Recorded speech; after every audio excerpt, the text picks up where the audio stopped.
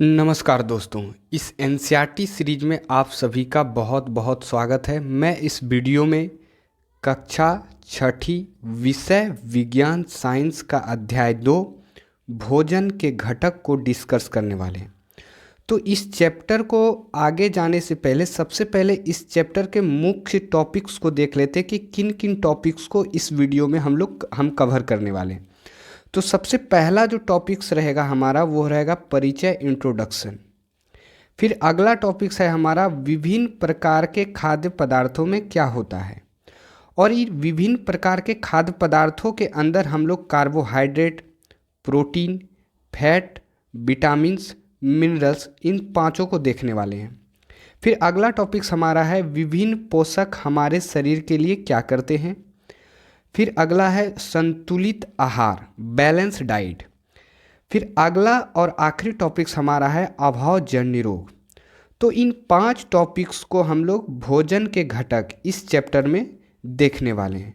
तो चलिए फिर तो पहला टॉपिक्स जो हमारा है वो है परिचय। तो सबसे पहले हम लोग परिचय को देखते हैं।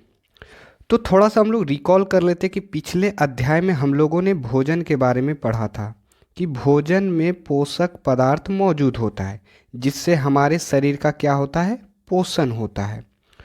तो यहाँ हम लोग भोजन के घटक के बारे में पढ़ेंगे, यानी कि हम लोग जो भोजन करते हैं इन भोजन से हमें जो प्राप्त होता है वो पोषक पदार्थ प्राप्त होता है। कहने का मतलब होता है पोषक पदार्थ यानी कि कार्बोहाइड्रेट,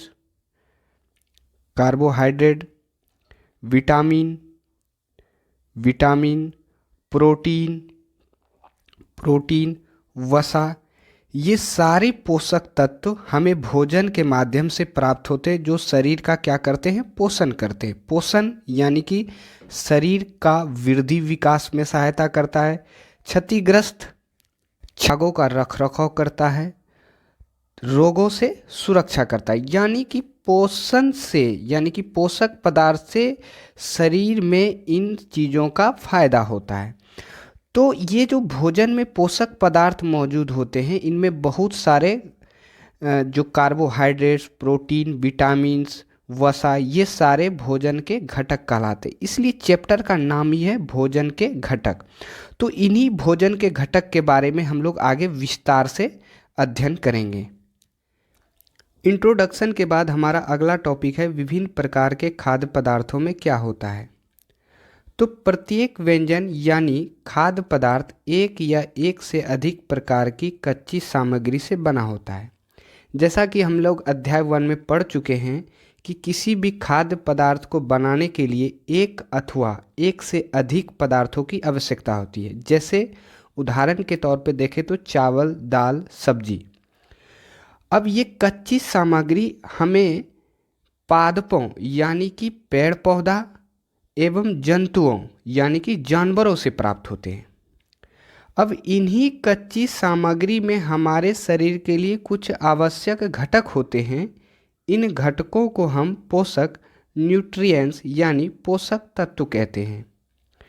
यानी कि कहने का तात्पर्य ये हुआ कि भोजन के माध्यम से जो हम कच्ची सामग्री शरीर में लेते हैं, इन कच्ची सामग्री से हमें जरूरी घटक शरीर को मिलते हैं जिसे हम पोषक यानी न्यूट्रिएंट्स कहते हैं। अब आगे हम लोग जानेंगे कि आखिर भोजन में कौन कौन से न्यूट्रिएंट्स यानी कि पोषक तत्व मौजूद होते हैं। तो अगले पेज में इसके बारे में विस्तार से हम लोग पढ़ेंगे। हमारे भोजन में जो मुख्य पोषक तत्व पाए जाते हैं वो है कार्बोहाइड्रेट, प्रोटीन, वसा जिसे फैट भी कहा जाता है, विटामिन, खनिज लवण। यानी कि हम जो अपने दैनिक जीवन में अलग अलग खाद्य पदार्थों का सेवन करते हैं उनमें ये 5 प्रकार के पोषक तत्व हमारे शरीर को मिलते हैं।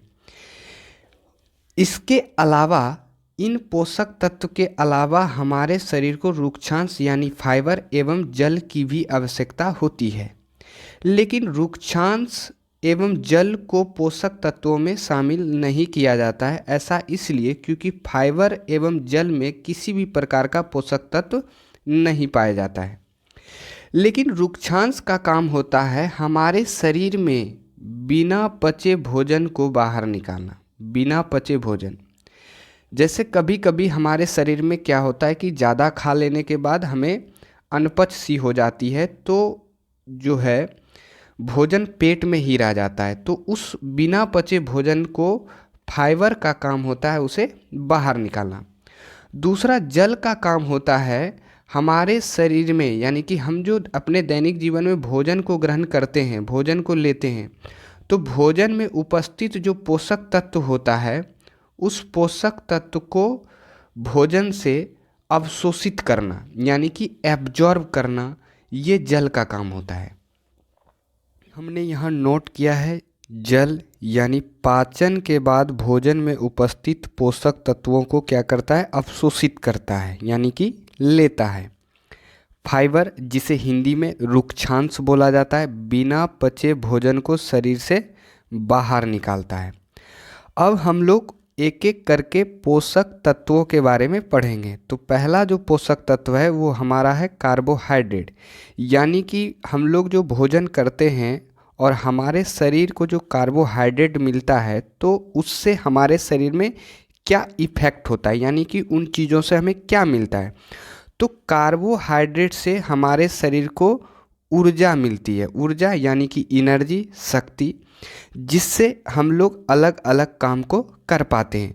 जैसा कि आप लोग अपने दैनिक जीवन में देखते भी होंगे कि हम लोग जो है भोजन करते हैं और भोजन से हमें क्या मिलता है, कार्बोहाइड्रेट मिलता है, और उससे हम अलग अलग काम को कर पाते हैं। अब देखिए होता क्या है कि कार्बोहाइड्रेट जो है वो हमारे शरीर को दो प्रकार से मिलता है। पहला मंड यानी स्टार्च, और दूसरा शर्करा यानी कि शुगर के रूप में मिलता है। ऐसा इसलिए क्योंकि भोजन में कार्बोहाइड्रेट मंड, स्टार्च तथा शर्करा शुगर के रूप में पाया जाता है। इसलिए अब हम लोग कार्बोहाइड्रेट के कुछ प्रमुख स्रोत को देख लेते हैं कि आखिर कार्बोहाइड्रेट हमें कहाँ से मिलता है। तो वो हमें चावल से मिलता है, आलू से मिलता है, गेहूं से मिलता है, बाजरा, गन्ना, पपीता, आम आदि। यहाँ कुछ अन्य कार्बोहाइड्रेट के स्रोत जो है दिए गए हैं, यानी कि इन सभी चीज़ों से हमें क्या मिलता है, कार्बोहाइड्रेट मिलता है। इसलिए हम लोग अपने दैनिक जीवन में देखते भी होंगे कि हमारा जो आहार होता है दैनिक जीवन का, वो चावल, आलू, गेहूं, ये सारे अनाज होते हैं, क्योंकि इन्हीं से हमें क्या मिलती है, ऊर्जा मिलती है, और हम लोग अलग अलग काम को कर पाते हैं। अगला जो पोषक तत्व हमारा रहेगा वो प्रोटीन रहेगा। हम उसे अगले पेज पे देखते हैं। प्रोटीन यानी प्रोटीन की आवश्यकता शरीर की वृद्धि तथा स्वस्थ रहने के लिए होती है। यानी कहने का मतलब ये हुआ कि प्रोटीन से हमारे शरीर का जो मसल्स होता है वो बनता है और हमारे शरीर को स्वस्थ रखता है। इसलिए प्रोटीन युक्त भोजन को प्रायः शरीर वर्धक भोजन यानी बॉडी बिल्डिंग मटेरियल कहा जाता है। ऐसा इसलिए क्योंकि प्रोटीन से हमारे शरीर का क्या होता है, मसल्स बनता है। इसलिए आप लोग देखते होंगे कि जिम करने वाले लोगों को प्रायः डाइट में प्रोटीन को अधिक से अधिक शामिल करने के लिए कहा जाता है। अब प्रोटीन जो हमें मिलता है वो दो तरीके से मिलता है, जिसे हम लोग स्रोत बोलते हैं। एक हमारा है पादप स्रोत और दूसरा है जंतु स्रोत। तो पादप स्रोत में हमारा सोयाबीन, मटर, चना, मूंग, राजमा, इन सभी चीज़ों से हमें क्या प्राप्त होता है, प्रोटीन प्राप्त होता है। जंतु स्रोत में मांस, मछली, अंडे, पनीर, दूध, इन सभी चीज़ों से हमें प्रोटीन प्राप्त होता है। यहाँ एक चीज़ ध्यान देने वाली बात यह है कि यदि आपसे पूछा जाए कि सबसे अधिक प्रोटीन जो है वो किस में पाया जाता है, तो आपको सोया बताना है। सोयाबीन में जो है सबसे अधिक जो है प्रोटीन पाया जाता है। और आपसे पूछे कि कौन से पोषक तत्व को शरीर वर्धक भोजन या बॉडी बिल्डिंग मटेरियल बोला जाता है, तो वो प्रोटीन को बोला जाता है। अगला जो हमारा पोषक तत्व होगा वो वसा होगा, फैट। वसा यानी फैट वसा से भी ऊर्जा मिलती है, लेकिन कार्बोहाइड्रेट की तुलना में वसा की समान मात्रा से हमें अधिक ऊर्जा प्राप्त होती है। यानी कहने का तात्पर्य ये हुआ, पिछले पेज पे हम लोगों ने कार्बोहाइड्रेट के बारे में पढ़ा था कि कार्बोहाइड्रेट से भी हमें ऊर्जा मिलती है, और यहाँ हम लोग देख रहे हैं कि वसा से भी हमें ऊर्जा मिलती है। लेकिन अंतर ये है कि कार्बोहाइड्रेट की तुलना में वसा से हमें अधिक ऊर्जा मिलती है। इसको हम लोग ऐसे एक उदाहरण से समझते हैं कि यदि आपको एक बिस्किट कार्बोहाइड्रेट का दिया जाए और एक बिस्किट आपको फैट का दिया जाए, तो फैट वाले बिस्किट से आपको अधिक ऊर्जा मिलेगी कार्बोहाइड्रेट वाले बिस्किट की तुलना में। वैसे एग्जैक्ट डाटा की यदि हम बात करें तो 1 ग्राम कार्बोहाइड्रेट से हमें 4.1 कैलोरी ऊर्जा मिलती है। यहाँ कैलोरी हम इसलिए लिखें क्योंकि ऊर्जा को हम लोग कैलोरी में मापते हैं। अब 1 ग्राम फैट से हमें 9.1 कैलोरी जो है ऊर्जा मिलती है। तो आप इस अंतर को देख सकते हैं कि कितना अंतर है 1 ग्राम कार्बोहाइड्रेट और 1 ग्राम फैट में ऊर्जा का। तो इसलिए कार्बोहाइड्रेट की तुलना में फैट से हमें अधिक ऊर्जा मिलती है। वैसे आपसे एक क्वेश्चन पूछा जा सकता है और आपको ये ध्यान में रखना है कि यदि आपसे पूछा जाए कि ऊर्जा का प्रमुख स्रोत क्या होता है, तो आपको टिक करना है कार्बोहाइड्रेट। और पूछा जाए कि सर्वाधिक ऊर्जा किससे प्राप्त होती है, किस पोषक तत्व से, तो आपको वसा यानी कि फैट को टिक करना है। अब हम लोग फैट के स्रोत को देख लेते हैं। तो इनका 2 स्रोत है, एक पादप और दूसरा जंतु। पादप यानी कि पेड़ पौधा, जंतु यानी कि जानवर। पादप स्रोत में हमारा मूंगफली, सरसों का तेल, नारियल का तेल, इन सभी चीज़ों से हमें वसा मिलती है। जंतु स्रोत में मांस, घी, दूध, मक्खन, अंडे, मछली, इन सभी चीज़ों से हमें ऊर्जा यानी कि फैट मिलता है। इस पेज पे हम विटामिन के बारे में पढ़ने वाले हैं। तो एनसीईआरटी में जो दिया गया है उसके अलावे विटामिन के बारे में कुछ इम्पोर्टेंट फैक्ट हैं जो एग्ज़ाम में पूछे जाते हैं। तो पहले हम लोग उसको जान लेते हैं।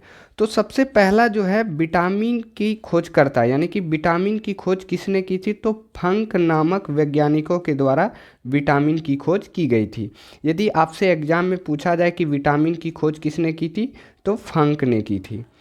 अब विटामिन से हमारे शरीर में ऊर्जा तो नहीं मिलता है, किसी प्रकार का ऊर्जा तो नहीं मिलता है, परंतु विटामिन हमारी आँख, अस्थियाँ, दांत, मसूड़ों को स्वस्थ रखते हैं। यानी विटामिन के द्वारा हमारे शरीर को रोगों से हमारी क्या करता है, रक्षा करता है। वैसे देखा जाए तो विटामिन जो है वो कई प्रकार के होते हैं, जैसे vitamin A, vitamin B, vitamin C, vitamin D, vitamin E, vitamin के।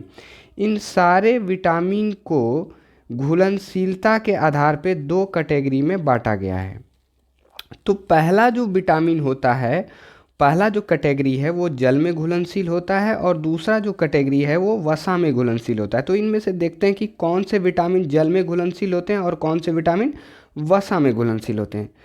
तो विटामिन बी एवं सी जो है वो जल में घुलनशील होता है। तो आपसे एग्जाम में पूछा जाए कि कौन से विटामिन जल में घुलनशील होते हैं, तो आपको ध्यान में रखना है बी एवं सी विटामिन जो है वो जल में घुलनशील होता है।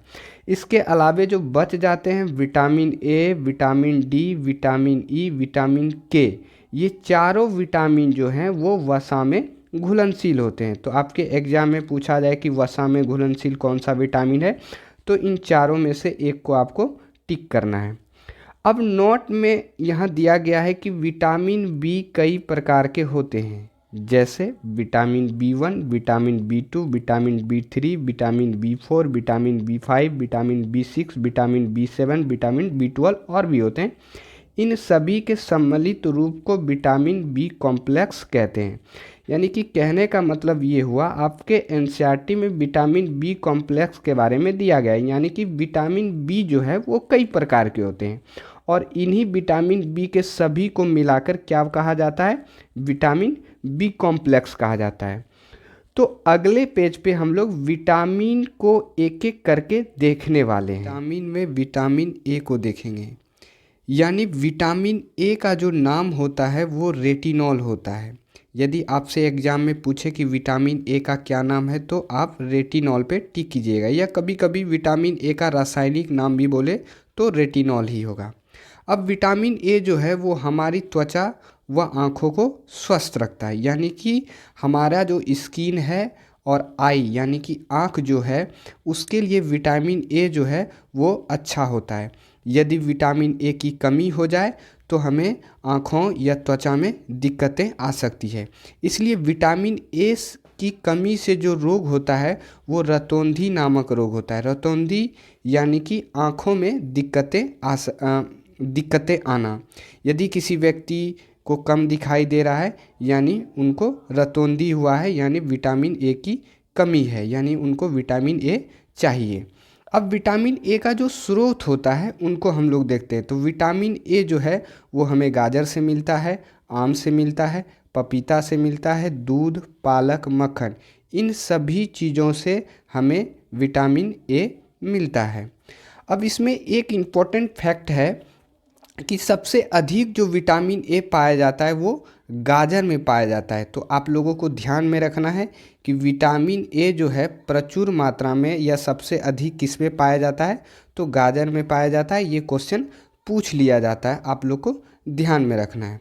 अब अगले पेज पे हम लोग विटामिन बी के बारे में विटामिन बी यानी थायमीन, विटामिन बी को थायमीन भी कहा जाता है, या विटामिन बी का रासायनिक नाम पूछे तो आपको थायमीन ही बताना है। अब विटामिन बी की कमी से जो रोग होता है वो बेरी नामक रोग होता है। बेरी कहने का मतलब शरीर में कुछ इस तरह के लक्षण दिखाई देते हैं, जैसा कि यहाँ चित्र में दिया गया है। तो विटामिन बी की कमी से जो रोग होता है वो बेरी नामक होता है। या कभी कभी हम लोग क्या होता है कि ज़्यादा खराब आहार को शरीर में लेते हैं और उन वजह से हमें हमारे शरीर में क्या होता है विटामिन बी की कमी हो जाती है और हमारे शरीर में बेरी नामक रोग हो जाता है। तो आपके एग्ज़ाम में यदि पूछा जाए कि विटामिन बी की कमी से कौन सा रोग होता है तो आपको बताना है बेरी नामक रोग होता है। अब विटामिन बी के कुछ प्रमुख स्रोत को देख लेते हैं कि आखिर विटामिन बी जो है हमें किन चीज़ों से प्राप्त होता है। तो विटामिन बी जो है वो अनाज, दूध, मांस, अंडे इत्यादि, यानी कि इन सभी चीज़ों से हमें विटामिन बी की प्राप्ति होती है। अब विटामिन बी के अलावा जो विटामिन बी के कॉम्प्लेक्स हैं उनके रासायनिक नाम के बारे में पूछा जाता है। तो विटामिन बी के जो कुछ कॉम्प्लेक्स हैं उनके रासायनिक नाम को हमने यहाँ नोट किया हुआ है, तो आपको ये ध्यान में रखना है कि जैसे विटामिन बी2 का रासायनिक नाम क्या है तो राइबोफ्लेविन। विटामिन बी3 का रासायनिक नाम क्या है तो नियासिन। विटामिन बी5 का रासायनिक नाम क्या है तो पेंटोथेनिक। और विटामिन बी6 का रासायनिक नाम क्या है तो पैराडॉक्सिन। और विटामिन बी12 का रासायनिक नाम क्या है तो साइनोकोबाल्मिन। या विटामिन बी2 का सिंपल में और किस नाम से जाना जाता है तो राइबोफ्लेविन के नाम से जाना जाता है। विटामिन बी3 को नियासिन के नाम से जाना जाता है, विटामिन बी5 को पेंटाथोनिक, और विटामिन बी6 को पैराडॉक्सिन, और विटामिन बी12 को साइनोकोबाल्मिन। यानी कि विटामिन बी के जो कॉम्प्लेक्स हैं उनके क्या रासायनिक नाम है या क्या अन्य नाम है आपको ध्यान में रखना है, आपके एग्जाम में पूछ लिया जाता है। और ऐसे पूछा जाता है कि जैसे विटामिन बी12 का रासायनिक नाम क्या है या विटामिन बी12 को किस नाम से जाना जाता है, तो आपको टिक करना है साइनोकोबाल्मिन। तो आपको ये ध्यान में रखना है विटामिन बी के अलावा विटामिन बी कॉम्प्लेक्स के बारे में। अगले पेज पे हम लोग विटामिन सी के बारे में पढ़ने वाले हैं। विटामिन सी जिसे अस्कार्बिक के नाम से भी जाना जाता है, यानी विटामिन सी का रासायनिक नाम जो है वो है अस्कार्बिक। अब विटामिन सी की कमी से जो रोग होता है वो अस्कर्वी रोग होता है। यानी अस्कर्वी रोग में दांतों से संबंधित यानी कि तीत से संबंधित समस्याएं देखने को मिलती है, जैसे कि मसूड़े फूलना, दांतों से खून आना। यदि ऐसे लक्षण दिखाई दे रहे हैं तो समझिएगा कि वो अस्कर्वी रोग है, यानी विटामिन सी की कमी है। तो विटामिन सी की कमी से जो रोग होता है वो कौन सा रोग होता है तो अस्कर्वी रोग होता है। अब विटामिन सी के स्रोत को देख लेते हैं कि विटामिन सी जो है हमें कहाँ से मिलता है। तो आपको एक चीज़ ध्यान रखना है कि जितने भी खट्टेदार फल हैं खट्टेदार फल या रसदार फल जो हैं उन सभी में जो है विटामिन सी जो है वो प्रचुर मात्रा में पाया जाता है, जैसे कि आंवला, नींबू, नारंगी, टमाटर, अमरूद, इन सभी चीज़ों में विटामिन सी जो है वो प्रचुर मात्रा में पाया जाता है। विटामिन सी के कुछ अन्य स्रोत यहाँ दिए गए हैं। अब एक चीज़ आप लोगों को एक चीज़ और ध्यान में रखना है, जो आपके एग्ज़ाम में भी पूछा जाता है कि विटामिन सी का जो है सबसे अच्छा स्रोत क्या है, यानी विटामिन सी जो है सबसे अधिक किस में पाया जाता है, तो आपको ध्यान रखना है कि वो आंवला में पाया जाता है, तो ये ध्यान में रखना है। अब नोट में यहाँ दिया गया है कि हमारे शरीर की प्रतिरोधक क्षमता को मजबूत करता है, यानी कि विटामिन सी जो है हमारे शरीर की जो प्रतिरोधक क्षमता है, इम्यून सिस्टम जो है उसे मजबूत करता है। यानी इम्यून सिस्टम ये क्या होता है, यानी जैसे आप एक उदाहरण से समझें कि यदि आप ताकतवर हैं तो आप किसी को पटक सकते हैं, यदि आप कमज़ोर हैं तो आपको कोई पटक सकता है। यदि हमारे शरीर की प्रतिरोधक क्षमता अधिक है, यानी हमारा शरीर क्या है, मजबूत है, यानी किसी भी बैक्टीरिया, किसी भी वायरस या किसी भी अन्य रोग से हमारा शरीर जो है वो आसानी से लड़ सकता है। यदि प्रतिरोध विटामिन डी, जिसे कैल्सीफेरॉल भी कहा जाता है, यानी विटामिन डी का रासायनिक जो नाम है वो कैल्सीफेरॉल है। अब विटामिन डी की कमी से जो रोग होता है वो रिकेटस नामक रोग होता है। रिकेटस रोग में हमें क्या लक्षण दिखाई देते हैं शरीर में, तो हड्डियां जो है वो पतली हो जाती है, जिससे हड्डियों का आसानी से टूटने का डर रहता है। तो विटामिन डी की कमी से जो रोग होता है तो वो रिकेटस नामक रोग होता है। अब हम लोग विटामिन डी के कुछ स्रोत को देख लेते हैं कि आखिर विटामिन डी जो है हमें कहाँ से मिलता है। तो वो सूर्य का प्रकाश से मिलता है, मछली, दूध, अंडे, इन सभी चीज़ों से हमें विटामिन डी की प्राप्ति होती है।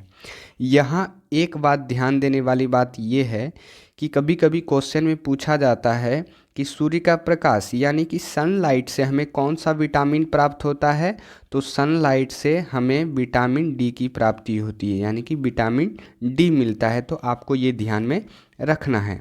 अगला विटामिन विटामिन के है, जिसे फिलोक्विनोन भी बोला जाता है, यानी कि विटामिन के का रासायनिक नाम क्या है, फिलोक्विनोन। अब विटामिन के की कमी से जो शरीर में दिक्कतें आती है वो रक्त का थक्का नहीं बनना, रक्त का थक्का यानी कि ब्लड क्लॉटिंग नहीं बनना। अब ये ब्लड क्लॉटिंग क्या है, तो जैसे हमारे शरीर में कोई चोट लगता है तो यदि रक्त का थक्का नहीं बन रहा है तो हमारे शरीर से जो खून है, ब्लड जो है वो ज़्यादा मात्रा में निकलेगा। तो विटामिन के जो है वो रक्त का थक्का बनाने में क्या होता है, सहायक होता है। आपसे एक क्वेश्चन भी पूछा जा सकता है कि कौन सा विटामिन रक्त का थक्का बनने में सहायक होता है, तो आपको ध्यान में रखना है कि विटामिन के की सहायता से जो है रक्त का थक्का बनता है। खनिज यानी मिनरल्स, वैसे देखा जाए तो हमारे शरीर को खनिज की ज़रूरत बहुत थोड़ी मात्रा में होती है, फिर भी हमारे शरीर के उचित विकास तथा अच्छे स्वास्थ्य के लिए खनिज हमारे शरीर को चाहिए, अन्य पोषक तत्वों के साथ साथ। वैसे देखा जाए तो हमारे शरीर को कौन कौन से मुख्य खनिजों की आवश्यकता होती है, वो सबसे पहले हम लोग देख लेते हैं जरूरी खनिज। तो उसमें से पहला जो खनिज है वो आयोडीन है, फास्फोरस है, लोहा, कैल्शियम। ये सारे खनिज हमारे शरीर में पॉजिटिव इम्पैक्ट डालते हैं। तो हम लोग बारी बारी से आयोडीन, फास्फोरस, लोहा और कैल्शियम के बारे में जानेंगे। तो सबसे पहले आयोडीन के बारे में जानते हैं। तो आयोडीन जो है वो शरीर के संतुलित वृद्धि के लिए ज़रूरी होता है, यानी कि समय के साथ हमारे शरीर में जो बढ़ोतरी होती है वो आयोडीन जो है उसमें सहायक होता है। तो आयोडीन के कुछ स्रोत को देख लेते हैं। तो मछली, पालक, अदरक, इन सारे चीज़ों से हमें आयोडीन जो है प्राप्त होता है। अब एक यहाँ नोट में हमने लिखा है और क्वेश्चन भी पूछा जाता है कि आयोडीन की कमी से जो रोग होता है उसका नाम पूछा जाता है। तो आयोडीन की कमी से जो रोग होता है वो घेंघा नामक रोग होता है। तो आप लोगों को ये ध्यान में रखना है कि आयोडीन की कमी से जो रोग होता है वो घेंघा नामक रोग होता है। अब हम लोग फास्फोरस को देखते हैं।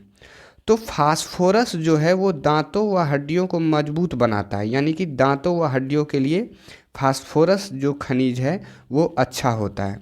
इनके कुछ स्रोत को देख लेते तो दूध, मांस, अंडे, मछली, इन सभी चीज़ों से हमें फास्फोरस जो है मिलता है। अब अगला जो खनिज है वो लोहा है, तो हम लोग लोहा को देख लेते हैं। तो लोहा जो है वो लाल रक्त कणिकाओं यानी आरबीसी, आरबीसी यानी कि रेड ब्लड सेल के निर्माण में सहायक होता है। यानी कि लोहा जो खनिज है, लोहा खनिज के माध्यम से हमारे रक्त में जो आरबीसी होता है उसके निर्माण में ये लोहा क्या होता है, सहायक होता है। इनके अब स्रोत को देख लेते हैं, तो इनके कुछ स्रोत हैं पालक, पपीता, सेब, मछली, इन सभी चीज़ों से हमें लोहा यानी कि आयरन मिलता है। अब नोट में यहाँ एक चीज़ और दिया है मैंने कि लोहा मिलता है। अब नोट में यहाँ एक चीज़ और दिया है मैंने कि लोहा की कमी से यानी कि आयरन की कमी से जो रोग होता है वो एनीमिया नामक रोग होता है। तो आपसे क्वेश्चन पूछा जाए कि आयरन की कमी से कौन सा रोग होता है, तो एनीमिया नामक रोग होता है। अब हमारा अगला जो खनिज है वो कैल्शियम है।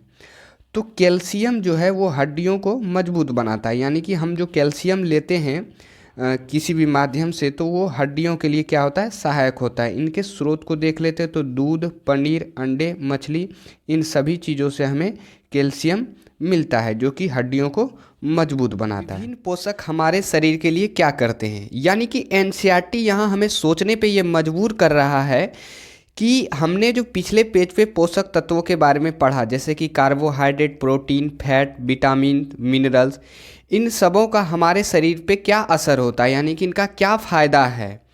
तो आप तो पहले ही जान चुके हैं कि पोषक तत्वों से हमारे शरीर में क्या क्या फ़ायदा मिलता है, तो उन्हीं कुछ इम्पोर्टेंट फ़ायदे को हमने यहाँ नोट डाउन किया है। तो सबसे पहला जो फ़ायदा है वो शरीर के लिए ऊर्जा प्रदान करता है, यानी कि हमें एनर्जी देता है, शक्ति देता है, ताकि हम अलग अलग काम को कर पाएँ। दूसरा फ़ायदा जो है वो शरीर को स्वस्थ रखते हैं। तीसरा शरीर की वृद्धि करता है, और चौथा शरीर को रोगों से सुरक्षा करता है, यानी कि हमें बीमारियों से बचाता है। तो ये कुछ प्रमुख 4 फायदे हैं जो हमें पोषक तत्वों से मिलते हैं। इसके अलावे भी बहुत सारे फायदे हमें पोषक तत्वों से हमारे शरीर को मिलते हैं। अब अगला जो टॉपिक है हमारा वो है संतुलित आहार। यानी कि संतुलित आहार क्या है, वैसा भोजन जिसमें सभी पोषक तत्व मौजूद हो तथा जिससे दैनिक ऊर्जा की पूर्ति हो जाए, संतुलित आहार कहलाता है। यानी कि कहने का मतलब ये हुआ, संतुलित आहार हम लोग वैसे आहार को कहेंगे, वैसे भोजन को कहेंगे जिसमें सभी पोषक तत्व यानी कि कार्बोहाइड्रेट भी हो, प्रोटीन हो, फैट हो, विटामिन हो, मिनरल्स हो, ये पांचों तो हम कहेंगे कि वो क्या है, संतुलित आहार हैं। और इसके साथ साथ दैनिक ऊर्जा की क्या हो, पूर्ति हो, यानी कि दिन भर के लिए, दिन भर काम करने के लिए हमें जितने भी ऊर्जा चाहिए हमारे शरीर को, उनका भी वो पूर्ति हो, तो उसे हम लोग क्या कहेंगे, संतुलित आहार कहेंगे। अब एक यहाँ क्वेश्चन दिया गया है कि निम्न में कौन संतुलित आहार की श्रेणी में आता है, दूध, अंडा, फल, मिश्रित भोजन। तो ये मिश्रित भोजन जो है ये संतुलित आहार की श्रेणी में आएगा। यानी कि मिश्रित भोजन का मतलब मिला हुआ भोजन जिसमें सभी पोषक तत्व जो हो मौजूद हो।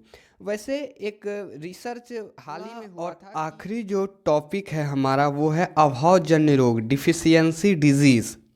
यानी लंबे समय तक जब शरीर में पोषक तत्वों का अभाव होता है, जिसके कारण शरीर में जो रोग उत्पन्न होता है उसे अभावजन्य रोग कहते हैं। यानी कि पिछले पेज पे हमने जो पोषक तत्वों के बारे में पढ़ा, उन पोषक तत्वों की यदि हमारे शरीर में लंबे समय तक कमी है तो उन वजहों से जो हमारे शरीर में बीमारियां उत्पन्न होती है उसे हम लोग अभावजन्य रोग के नाम से जानते हैं। यदि एग्जाम्पल के तौर पे हम लोग समझें कि जैसे एक पोषक तत्व हमारा प्रोटीन है, यदि प्रोटीन की लंबे समय तक कमी होने से शरीर की वृद्धि अवरुद्ध हो जाती है, यानी कि शरीर का जो ग्रोथ है वो रुक जाता है। दूसरा है यदि प्रोटीन और कार्बोहाइड्रेट दोनों की लंबे समय तक शरीर को कमी हो तो शरीर का विकास, डेवलपमेंट रुक जाएगा, यानी कि शरीर की जो क्षमता है वो कम हो जाएगी यदि लंबे समय तक प्रोटीन और कार्बोहाइड्रेट की हमारे शरीर में कमी हो तो। और सिर्फ प्रोटीन की कमी हो तो वृद्धि, यानी कि हमारे शरीर का जो आकार जो समय के हिसाब से होना चाहिए वो ग्रोथ जो है वो हमारे शरीर का रुक जाएगा। तो यदि वीडियो अच्छा लगा हो तो इस चैनल को सपोर्ट करें। धन्यवाद।